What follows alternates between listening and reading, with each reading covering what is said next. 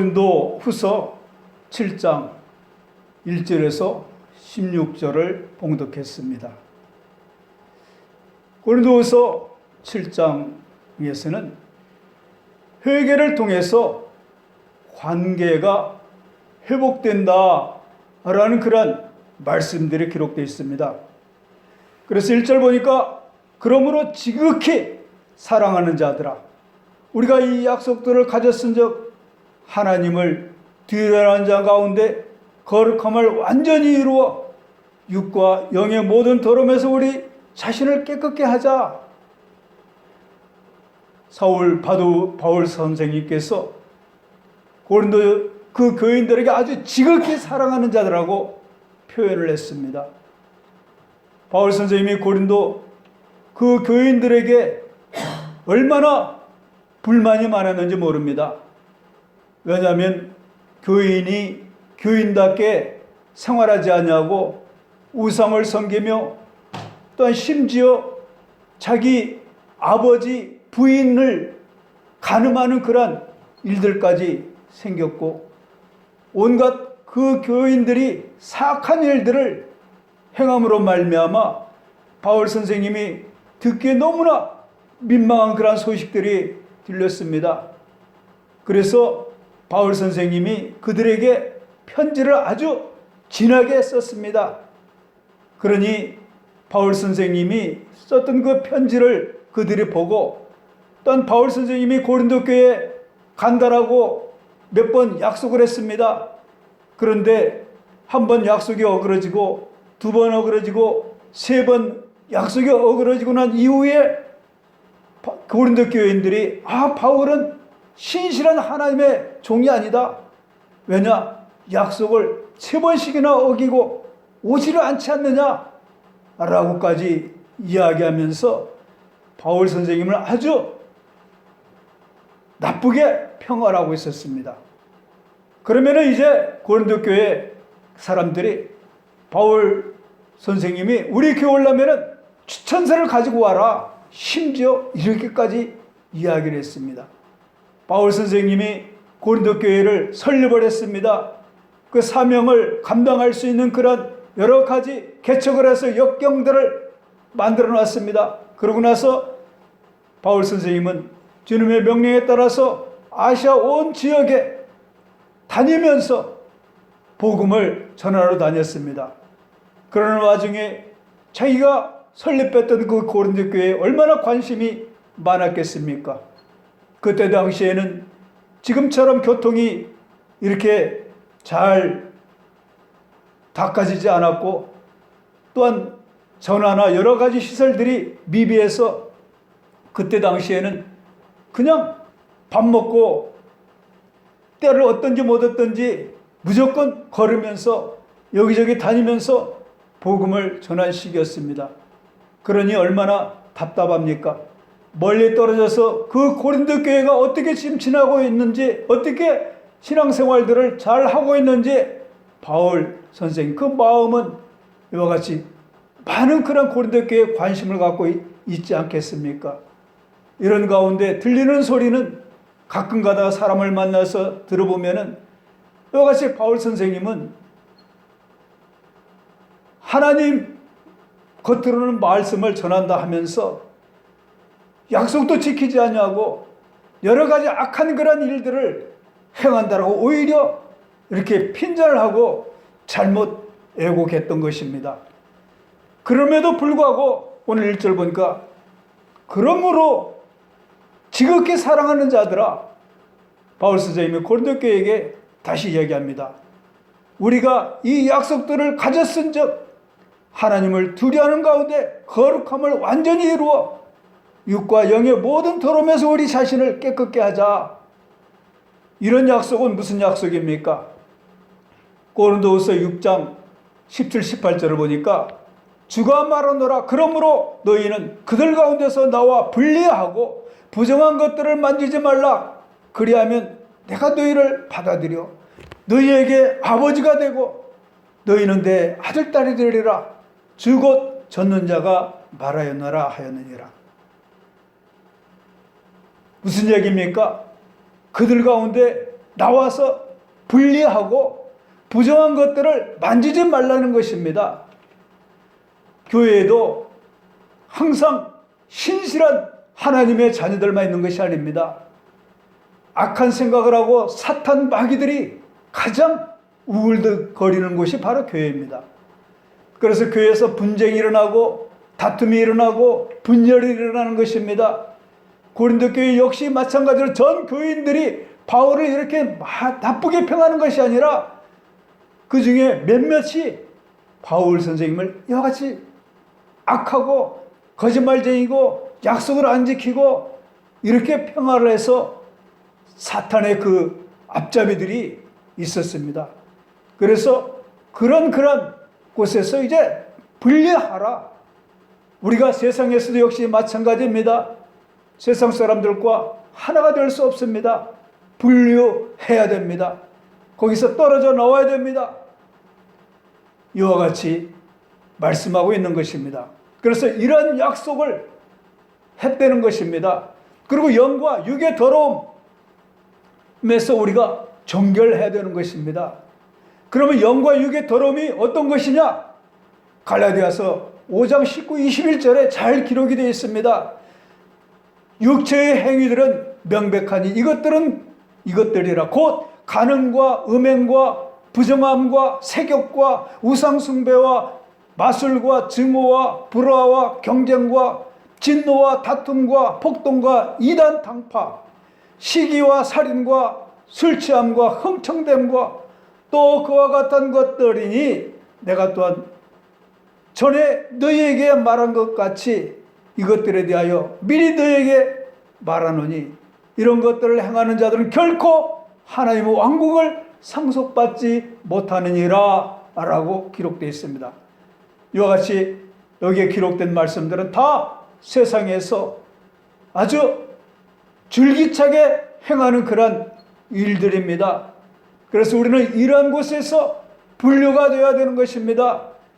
육의 더러움 속에서 우리가 다시 벗어나야 되는 것입니다. 그러면서 마태복음 15장 18, 21절은 뭐라고 기록되어 있느냐? 입에서 나오는 그것들을 마음에서 나오며 그것들이 사람들을 더럽게 하느니라. 입에서 나오는 것들은 마음에서 나온다는 것입니다. 그래서 사람들을 더럽게 한다는 것입니다. 그것이 무엇이냐?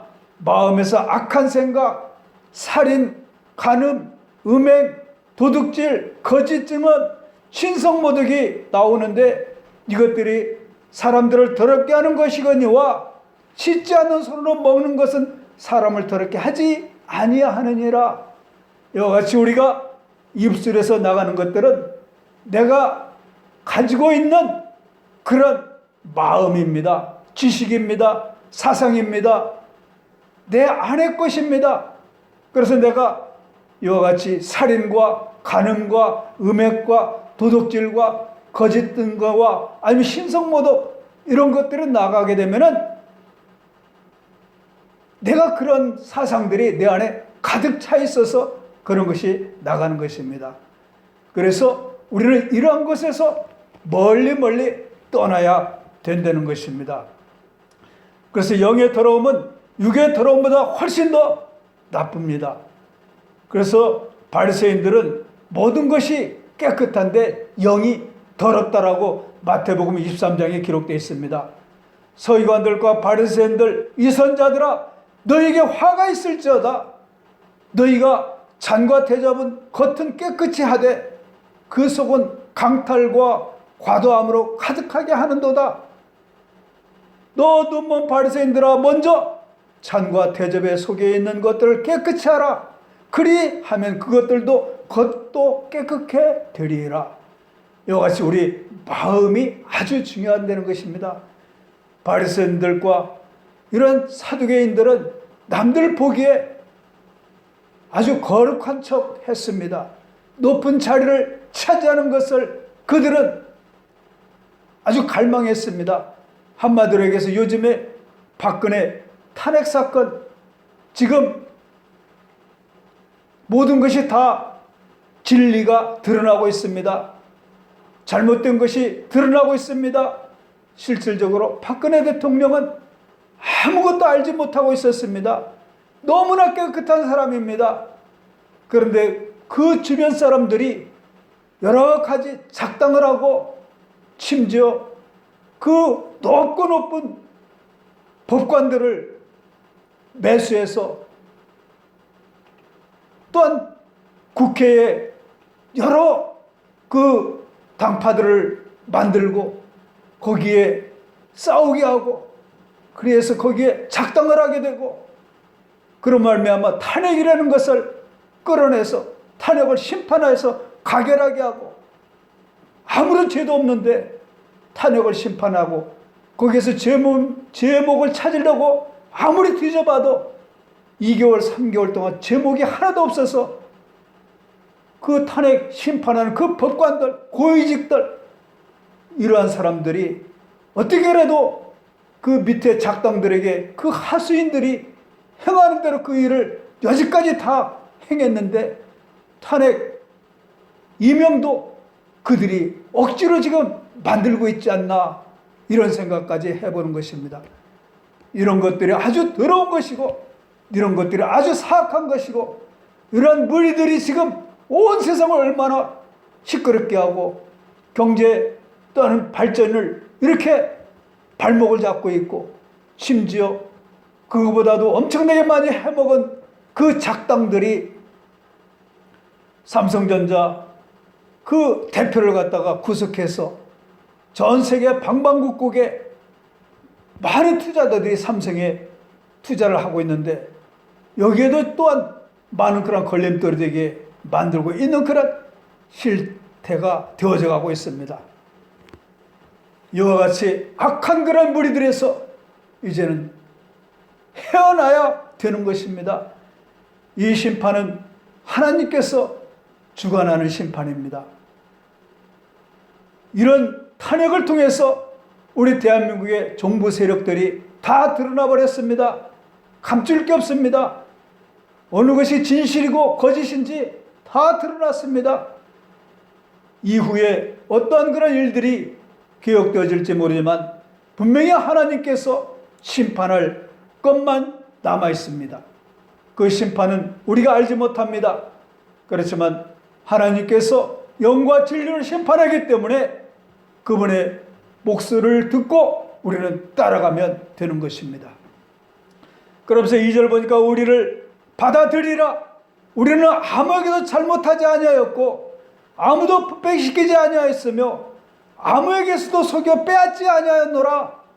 사도 바울 선생님께서 고린도교회 성도들에게 이야기하는 것입니다. 우리를 받아들이라.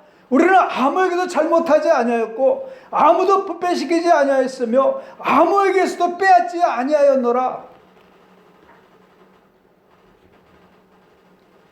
그리하면서 그 거짓 교사들에게 거짓하는 그런 무리들에게 얽매여서 이와 같이 혼잡하게 하고 온 세계가 지금 대한민국 그 뉴스를 통해서 우리 경제 발전을 행하지 못하게 하고 이런 것입니다. 그렇지만은 이 2절 말씀은 우리를 받아들이라. 애국 국민들 하는 그런 이야기들. 처음에는 박근혜 대통령이 태블릿 PC를 통해서 그렇게 했다니까 전부 다 아주 죽일 대통령이라고 했습니다. 아주 나쁜 대통령이라고 했습니다.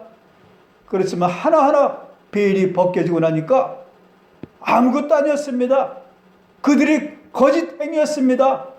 그들이 사악한 그런 일들을 했습니다.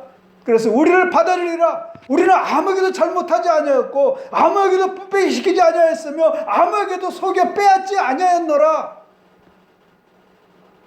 거짓 교사들에게 그 미혹당하는 그런 것들, 그걸 이제는 그들을 심판할 때가 가까이 왔다는 것입니다. 그래서 우리도 역시 하나님의 자녀들 이와 같이 분명히 목숨을 걸고 진리를 이야기해야 되는 것입니다. 그래서 많은 교인들이 광화문 그 광장에 가서 태극기를 흔들고 이제는 진리를 제대로 규명해 달라고 외치고 있습니다. 그래서 디모데전서 3장 2절 보니까 감독은 반드시 책망받을 것이 없으며 한 아내의 남편이며 깨어 있으며 맑은 정신을 가지고 있으며 행실이 바르며 손님 대접하기를 힘쓰며 가르치는 재능이 있으며 자기를 술에 내주지 아니하며 구타하지 아니하며 더러운 이익을 탐내지 아니하며 오직 인내하며 말다툼하지 아니하며 욕심을 부리지 아니하며. 이와 같이 감독은 물론 목사입니다. 또한 성도님입니다. 이와 같이 성도님들은 진리를 위해서 목숨을 다해 싸워야 되는 것입니다. 그래서 악한 그런 무리들, 나쁜 그런 행실을 행하는 그 사악당들을 이제는 우리가 다시 그 팔을 들어서지 못하도록 해야 되는 것입니다. 3절 보니까 나는 너희를 정죄하려고 이것을 말하지 아니하노니 너희가 우리 마음에 있어 너희와 함께 죽고 살리라고 내가 전에 말하였느니라. 이와 같이 너희를 정죄하려고 이렇게 말하지 아니한 것입니다. 너희가 우리 마음에 있어 너희와 함께 죽고 살고 이렇게 하기 위해서 악한 그런 생각들을 이제는 버리고 이제는 참 진리된 그 말씀을 받아들이면서 나라가 다시 세워지고 경제가 다시 부흥되고 발전되고 많은 국민들이 이제는 정부 세력들에게 미혹되지 아니하고 자유 국가를 이루면서 이와 같이 아름다운 그런 대한민국이 되기 위해서 이와 같이 이야기한다는 것입니다. 내가 너희를 향하여 심히 담대히 말하고 또 너희를 크게 자랑하니 우리의 모든 환난 중에서도 내게 위로가 충만하고 기쁨이 크게 넘치는도다. 이것은 바로 우리에게 기쁜 소식이 이제 앞에 기다리고 있다는 것입니다. 우리의 기쁜 소식이 기다리고 있기 때문에 지금 이 엄청난 그런 환난도 잘 참고 잘 인내하고 지금 잘 견디고 우리가 더 이상 죄를 짓지 않고 이렇게 성령 충만히 생활하고 있다는 것입니다. 바울 선생님도 이와 같이 그때그때마다 여러 가지 어려움이 많았습니다. 사람들이 생활하는 데서 항상 하나님의 자녀라고 모든 일을 다 평탄하고 복만 넘쳐 흐르는 것이 아닙니다. 5절 보니까 우리가 마게도냐에 이르렀을 때에 우리 육체에 안식이 없었으며 우리가 사방에서 고난을 당하여 밖에는 싸움이 있었고 안에는 두려움이 있었노라. 마게도냐에서 전도했을 때 사도 바울 선생님도 얼마나 힘이 들었는지 모른다는 것입니다. 육체의 안식이 하나도 없었다는 것입니다. 얼마나 힘들고 고통이 많았고 또한 하나님 말씀을 전하는데 많은 사람들이 사탄이라고 미혹하고 이단이라고 내쫓고 같은 동족들이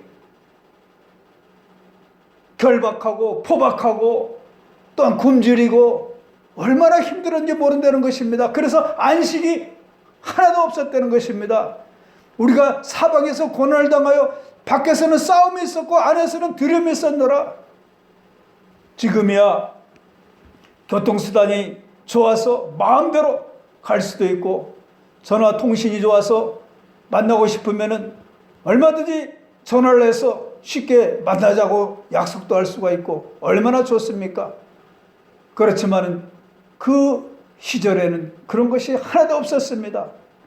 그렇기 때문에 이 고달픈 그런 일들을 어떻게 누구한테 하소연을 할 수가 있겠습니까? 아주 막막했을 것입니다. 그렇지만 바울 선생님은 끊임없이 변치 않냐고 그런 어려운 역경들을 다 참고 인내하고 넘기면서 복음을 선포했습니다. 그러고 난 이후에 좋은 소식이 온다는 그런 사실입니다. 6절 보니까 그럼에도 불구하고 낙담한 자들을 위로하시는 하나님께서 디도를 오게 하사 우리를 이루하시되, 그 디도는 어떤 사람입니까? 바울 선생님이 고린도교에 보냈던 그 디도입니다. 그래서 고린도교에 있는 그 소식을 알고 싶어서 디도를 이렇게 만나기를 굉장히 갈망을 했습니다. 그렇지만은 쉽게 만나지질 않습니다. 그럼에도 불구하고 낙담한 그런 자들을 이루하시는 하나님께서 디도를 오게 하사 사도 바울을 이룩해 주셨다는 것입니다. 그래서 이 디도를 보고 싶어 했던 그런 말씀들이 고린도서 2장 12, 13절에 기록되어 있습니다. 내가 그리스도의 복음을 선포하려고 들어와야 이름에 주께서 내게 문을 열어 주셨으되, 문을 열어 주셨다는 것은 그 지역에서 복음을 선포할 수 있는 그런 역경과 환경들을 조성해 주셨다는 것입니다. 하나님께서 우리가 무슨 일을 할 때도 그 일을 할 수 있도록 문을 열어줘야만이 그 일을 할 수가 있습니다. 그렇지만 그 하나님께서 그 문을 열어주지 않고 닫아버리면은 우리가 아무리 애쓰고 힘써도 그 일을 어떤 일이든지 할 수가 없습니다. 이와 같이 사도 바울 선생님도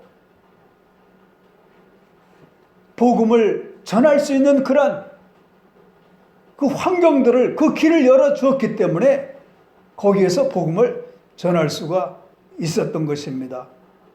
내 형제 디도를 만나지 못하였으므로 내가 내 영 안에서 안식을 얻지 못하여 그들과 작별하고 거기서 마게도냐로 들어갔노라. 이와 같이 디도를 굉장히 만나고자 했던 그런 갈망된 그런 말씀들이 기록되어 있습니다. 그래서 디도가 이제 좋은 소식을 가지고 온다는 그런 말씀이 7절에 기록되어 있습니다. 그를 오게 한 것뿐만 아니라 그가 너희 안에서 일을 받을 때 얻은 그 안위로 이루하셨나니, 그가 너희의 간절한 소망과 너희의 애곡과 나를 향한 너희의 뜨거운 마음을 우리에게 고하였으므로 내가 더욱 기뻐하였노라. 이와 같이 우리가 생활을 하다 보면은 지금 이 나라가 지금은 엄청나게 앞이 안 보인 것 같고 절망적인 것 같고 이렇게 지금 어수선하고 있지만은 이제는 조금만 있으면 좋은 소식이 오게 된다는 것입니다. 그래서 그 좋은 소식은 뭡니까? 주님이 주관하고 계시는 그 소식입니다.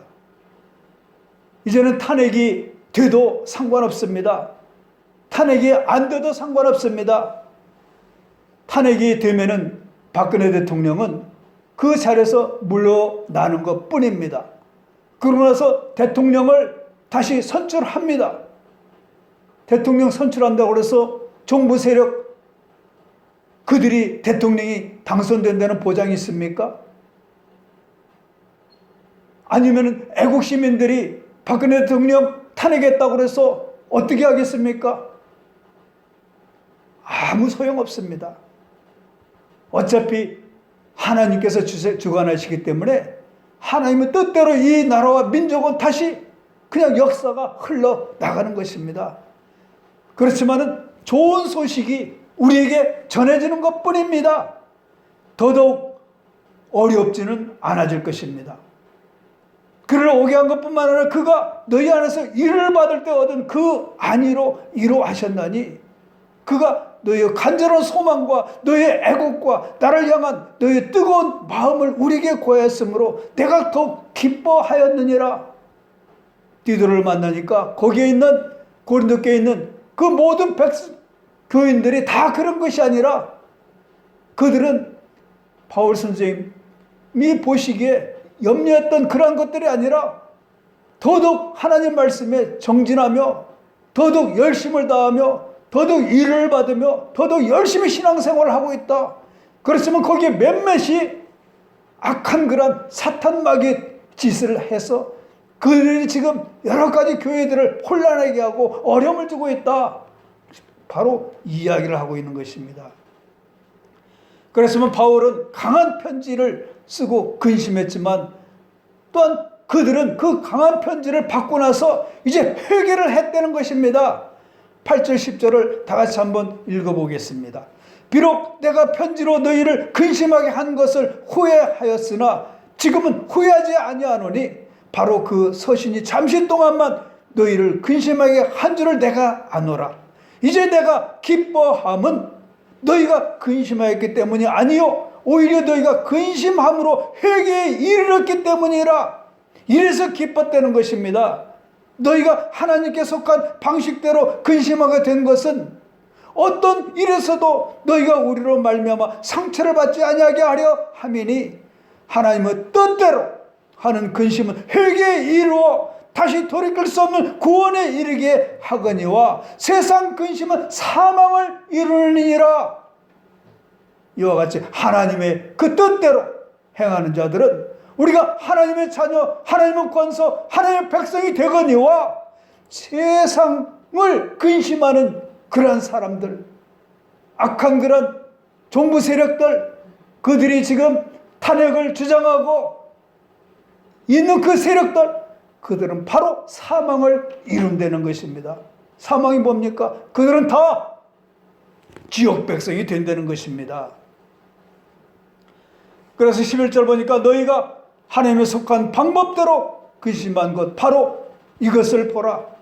그것이 너희로 하여금 얼마나 조심하게 하며 참으로 얼마나 너희 자신을 해명하게 하며 참으로 얼마나 분개하게 하며 참으로 얼마나 두려워하게 하며 참으로 얼마나 열렬히 갈망하게 하며 참으로 얼마나 열심 있게 하며 참으로 얼마나 징계하게 하였는가. 너희 자신이 이 일에서 결박함을 너희가 모든 일에서 입증하셨느니라. 바로 지금 이 나라가 이렇게 혼잡했을 때 바로 애국 시민들을 통해서 이제는 탄핵이 잘못됐다. 탄핵을 완전히 이제는 취소해라. 그래서 우리의 결박이 이제는 완전히 입증이 되었습니다. 이렇게 변화가 있어야 참 회개를 이룰 수가 있는 것입니다. 그 결과 바울이 그들을 향한 것이 근심거리가 이제 없어지게 되었던 것입니다. 그러므로 비록 내가 너에게 썼을지라도 그것은 부당한 일 행한 자를 위한 것도 아니요 부당한 또한 일 당한 자를 위한 것도 아니며 오직 너희를 위한 우리의 관심이 하나님의 눈앞에서 너에게 나타나게 하려 함이니라. 그 바울은 음행한 자, 그로 인해 상처받은 자 때문에 그 편지를 쓰지 않았습니다. 모두에 대한 사랑, 그러므로 선한 것을 이루기 위해 아무리 쓰더라도 바르게 하는 것을 이해해야 한다는 것입니다. 이와 같이 자기가 잘못된 것은 잘못됐다라고 다시 뉘우치는 것. 우리 그리스도인들은 바로 그런 마음 자세를 가지고 있기 때문에 주님께서 하나님의 자녀들을 그렇게 기뻐하십니다. 그래서 우리는 회개가 가장 중요합니다. 어떤 일을 행할 것이냐에 달려있는 것이 아니라 그 행한 그 일에 대해서 잘못된 것을 우리가 발견했을 때 그 자리에서 180도로 완전히 돌이키는 것이 바로 회개입니다. 성경을 보면은 가룟 유다가 있고 베드로가 있습니다. 베드로도 잘못된 거 굉장히 많습니다. 그렇지만 베드로는 철저하게 회개를 하고 돌이켰습니다. 그런데 가룟 유다는 역시 마찬가지로 베드로처럼 회개했습니다. 근데 어떻게 했습니까? 완전하게 회개를 하지 못하고 목매달아서 죽어버렸습니다. 회개는 완전하게 하는 것이 회개입니다. 그래서 회개를 완전하게 하지 못하고 회개를 하긴 했는데 완전한 회개를 하지 못하면 가룟 유다처럼 배반하고 죽게 되는 것입니다. 그래서 복음이 말하는 회개, 즉 생명에 이르게 하는 회개는 죄를 슬퍼하고 죄 지은 것을 미워하며 그것을 철저히 증오하면서 되돌아서는 진실한 마음으로 하나님의 은혜와 성령님의 인도를 받아 드리는 것이 바로 회개입니다. 그래서 하나님 말씀과 뜻 가운데 순종하는 것이 회개입니다. 사람이 예수 그리스도를 믿는 믿음을 가지면 반드시 참된 회개가 나타나며 이때 예수 그리스도의 공로로 말미암은 죄들의 용서를 거저 받게 되는 것입니다. 그래서 하나님의 자녀들은 엄청난 많은 죄를 졌습니다.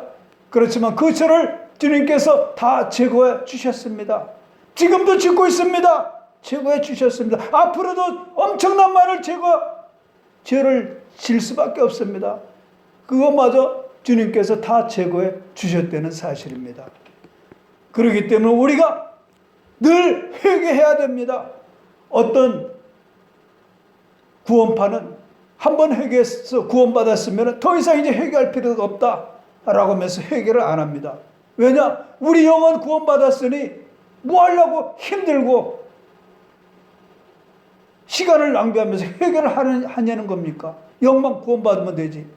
육신은 어차피 죽을 것이고 썩어 없어질 것인데 그게 잘못된 교리입니다. 구원받는 하나님의 자녀들도 끝까지 계속 매일같이 회개합니다. 이를 통해서 우리는 성화해 나가는 것입니다. 그래서 마태복음 4장 17절에 그때부터 예수님께서 선포하기 시작하여 이르시되 회개하라 하늘의 왕국이 가까이 왔느니라. 이와 같이 구원받는 하나님의 자녀들에게 이야기하는 것입니다. 회개하라 하나님의 왕국이 가까이 왔다고 말씀하고 있습니다. 또한 사도행전 3장 19절에도 그런즉 너희는 회개하고 회심하라 그리하면 새롭게 하는 때가 주의 앞으로부터 이를 때에 너희의 죄들이 말소될 것이요 그런즉 하나님께서 주 예수 그리스도를 믿는 우리에게 주신 것과 같이 선물을 그들에게도 주셨으니 내가 무엇이기에 하나님을 거역할 수 있겠느냐 하니라. 이와 같이 우리는 끊임없이 회개를 해야 되는 것입니다. 신약 성경에서 침례자 요한과 예수 그리스도는 회개하라는 메시지를 가지고 유대인들에게 나타났으며 회개하지 않으면 멸망당한다라고 말씀을 하고 있습니다. 이와 같이 우리는 철저하게 죽는 날까지 회개를 지속적으로 해야 되는 것입니다. 예수님은 또한 죄인 하나가 회개하면 하나님의 천사들은 눈앞에서 기쁨이 있다라고 말씀하셨습니다. 그래서 누가복음 15장 10절 내가 너에게 이르노니 이와 같이 회개한 한 죄인으로 인하여 하나님의 천사들 앞에서 기쁨이 있느니라. 한 영혼이 회개하고 돌아오면 얼마나 하나님의 그 천사들이 기뻐한지 말을 할 수가 없다는 것입니다. 예수님의 부활 이후에 그분의 제자들 줄곧 회개와 믿음의 메시지를 선포했습니다. 회개가 일어난 곳에서 악을 버리고 죽은 행실로부터 떠나는 일과 하나님을 향하는 그분의 영광을 구하는 일이 계속적으로 나타나는 것입니다. 그래서 성경의 회개는 기도가 이루어지는 것입니다. 믿음이 생기는 것입니다. 겸손한 그런 마음 가지고 모든 것을 참고 인내하고 절제할 수 있는 그런 능력이 나타나는 것입니다. 그래서 한 사람이 죄에서 벗어나 하나님께로 180도로 돌려서는 회개는 일생에 단 한 번 이루어지는 것입니다. 그 이후에 자신이 지은 죄를 회개하는 것은 죄를 고백한다라고 말을 하고 있는 것입니다. 그래서 우리는 자꾸 우리 잘못된 그 죄를 고백함으로 말미암아 우리가 다시 그런 죄를 되번복해서 지지 않을 수가 있는 것입니다. 예전에는 10번 죄를 졌습니다. 그래서 이제 철저하게 회개 생활하면 9번 짓고 8번 짓고 7번 짓고 자꾸 죄 짓는 그런 횟수가 적어지게 되는 것입니다. 그래서 구원받는 하나님의 자녀들은 계속적으로 회개가 필요합니다. 그래서 계시록 2장 5절에도 역시 마찬가지로 내가 어디로부터 떨어졌는지 기억하고 회개하며 처음 행위를 하라. 만일 그리하지 아니하고 내가 회개하지 아니하면 내가 내게 가서 내 등잔대를 그 자리에서 옮기리라. 회개하라. 그리하지 아니하면 내가 속히 내게 가서 내 입을 칼로 그들과 싸우리라. 이와 같이 회개를 철저히 하지 아니하면 내 안에 있는 그 등잔대를 옮긴다는 것입니다. 등잔대는 뭡니까? 하나님을 믿는 그런 행실들을 이야기하는 것입니다. 그렇기 때문에 우리가 생활하면서 계속적으로 철저하게 회개 생활을 우리가 게을리 해서는 안 되는 것입니다. 하나님 보시기에 내가 지금 부끄러운 것이 무엇인지, 내가 행하는 그런 일들이 세상 것인지 아니면 주님의 것인지 우리 철저히 구별하면서 생활하는 것입니다. 그래서 결론적으로 바울의 그 주요 메시지는 회개하는 그런 사역이었습니다. 그래서 우리가 이 고린도후서 오늘 17장을 통해서 우리 생활하는 여러 환경 속에서는 잘못되는 거 많습니다. 부끄러운 거 많습니다. 그렇지만 이 일을 통해서 철저하게 뉘우치고 회개하고 이제는 다시 그러한 일들을 행하지 아니하는 것입니다. 그래서 우리는 회개를 해야 됩니다. 그래서 고린도서 5장 18, 21절은 모든 것이 하나님께서 났으며 그분께서 예수 그리스도를 통하여 우리를 자신과 화해하게 하시고 또 화해하게 하시는 사역을 우리에게 주셨으니 곧 하나님께서 그리스도 안에 계시사 세상을 자신과 화해하게 하시며 그들의 범법을 그들에게 돌리지 아니하시고 화해하게 하시는 말씀을 우리에게 맡기셨느니라. 그런즉 하나님께서 우리를 통해 너에게 간청하시는 것 같이 이제 우리가 그리스도를 위한 대사가 되어 그리스도를 대신하여 너에게 간구하노니 너희는 하나님과 화해하라. 하나님께서 죄를 알지 못한 그분을 우리를 위해 죄가 되게 하신 것은 우리가 그분 안에서 하나님을 의가되게 하려 하심이라 말씀하셨습니다. 예수 그리스도를 믿는 것, 바로 하나님께서 죄가 없으신 예수 그리스도를 십자가에 못 박혀 죽게 하시고 부활케 하셔서 하나님의 의인이 되셨습니다. 이것은 바로 예수 그리스도를 믿는 하나님의 자녀들을 의인을 만들게 하시고 하나님의 자녀가 만들게 하시고 하나님의 백성이 상속자가 되게 만들기 하기 위해서 이러한 일들이 있어졌다는 것을 하나님은 성경을 통해서 기록해 놓으셨습니다. 그래서 사나 죽으나 이제 우리가 할 수 있는 것은 세상을 향하여 어떤 그런 일들이 전쟁이 일어난다든지 아니면은 이북에서 미사일을 발사해서 핵 폭탄을 이 대한민국에 폭파시켜서 많은 사람들의 생명을 앗아간다 할지라도 우리가 지금 해야 될 그 일은 하나님 자녀로서 하나님께 얼마나 기쁨이 되고 하나님의 영광을 되는 그런 삶을 사느냐에 달려 있습니다. 우리 자신을 바라보며 이제는 더더욱 주님을 향하여 악망하는 주님의 귀한 백성을 될 수 있는 저와 여러분이 되시기를 간절히 축원합니다. 기도하겠습니다.